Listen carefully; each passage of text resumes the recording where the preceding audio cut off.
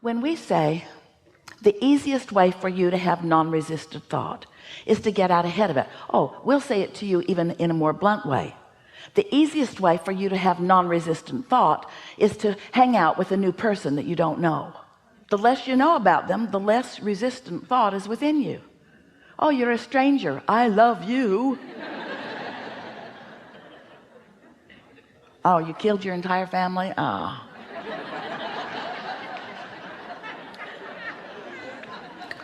We're just playing with you a little bit here, but we want you to just for a moment try to feel the power of this non-resistant thought. So we've been saying recently, what you want to do is get out ahead of it. You want to get out ahead of your thoughts, and people want to get out ahead of it, they just don't know what that means. And we gave one example already. Segment intending means I'm in a new segment, new people just walked into the room, and do you know that our segment just changed because they have no idea what we've been talking about? And so the energy of the room has just shifted.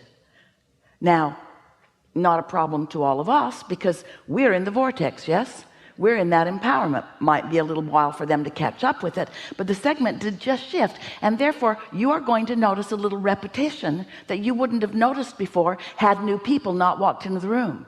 Following what we're getting at?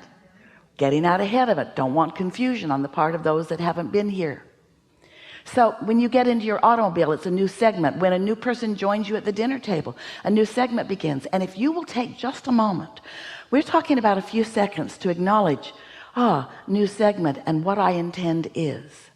Because if you get out ahead of it, what I intend is to have fun. If you're out ahead of it, even though somebody who joined your dinner table who was in a bad mood and wasn't planning on having any fun, if you got out ahead of it with your intent to have fun, you're more likely to have fun even though he isn't. This is powerful stuff, because we love you so much, you are knee-jerkers. You have knee-jerk reactions to life, and that holds you in mundane creation. It holds you in less powerful creation. It doesn't let you feel your absolute power. Now here's another thing. We're going to stay with you for a little while on this conversation until we can feel that you're grasping it, because this process, you've heard the words before, daydream. Do you remember when you were kids? Before you were responsible, before you felt responsible, before you were resistant, before you were defensive. Some of you can remember those moments in time. Some of them you've been living recently, but it's a little snatch of time where somehow you're not resistant in thought, and your mind is just receiving the ingredients of your vortex. They're putting themselves together with the tutelage or tutorialage, with the help of your inner being, who knows where you stand in relationship to everything that you want, and knows what the ingredients that you put into your vortex is, so knows what the path of least resistance is for you to receive a thought. So do you think that you're here to create your own reality? You are. But do you think that the reason that you're here to create your own reality is that when you create your own reality you will like it better? Well, that's one reason, but it isn't the reality that you are creating that you are here about. It's the thrill of reality creating that you're here about. It's the thrill of lining up with your true power and watching what you desire flow to you through the power of your own focus. It's the journey. Now you've heard that your whole life. The joy is in the journey. Almost everybody is saying it, and nobody knows even what they mean when they're talking about the joy is in the journey.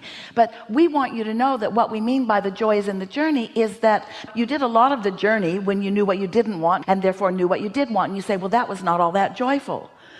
And we say, well, it was to your inner being, because you were identifying who you are. When someone was rude, you said, I like nicer. When somebody was hateful, you want more love. When somebody is diminished in some way, you want upliftment. When someone is sick, you want well. When someone's confused, you want clarity. When it's you, even more.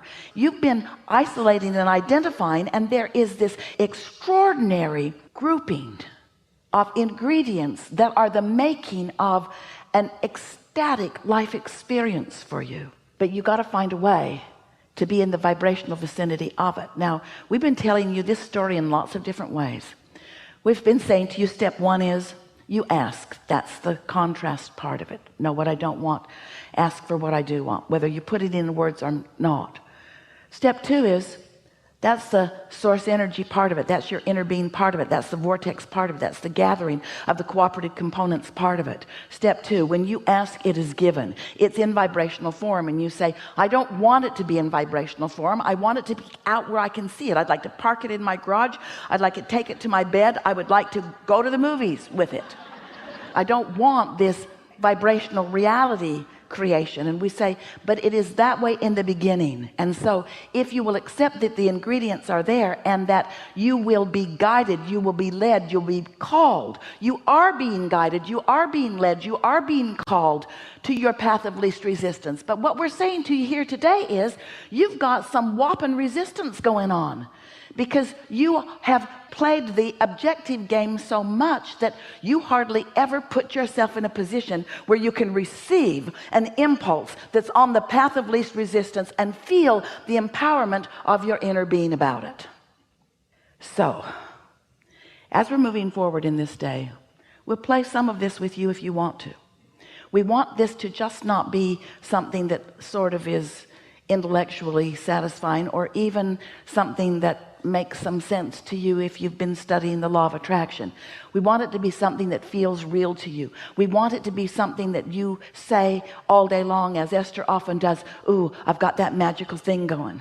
Because if you take 10 seconds here and 10 seconds there and 10 seconds here to let yourself dream free, if you will allow yourself to just dream free. Esther's been playing this game. We'll tell you some of it. We'll tell you some of the amazing things that have been happening as a result of it. But here's one really extraordinary manifestation that came about as a result of Esther hearing what we're saying about daydream. And by daydream, we mean you're not asleep. By daydream, we mean you're awake. And by daydream, we mean it hasn't manifested yet. It's still a dream. And by daydream, we mean you're in your day, you're wide awake, but what's in your vortex, which you are still calling a dream, is visualized by you. It's felt by you. It's known by you. You know it even though it hasn't come out to play to you. These thoughts have not yet turned to things where you and everyone else can see them, but they are real and they are unfolding, and they will come out and play with you where you will see them. There's power in this. But if you daydream a little and then you kill it with reality, and then you daydream a little and then you kill it with reality, and you daydream a little and then you contradict it with some other fact, then you're going back and forth and back and forth and back and forth, and you're never allowing the true power of this to culminate into something that manifests.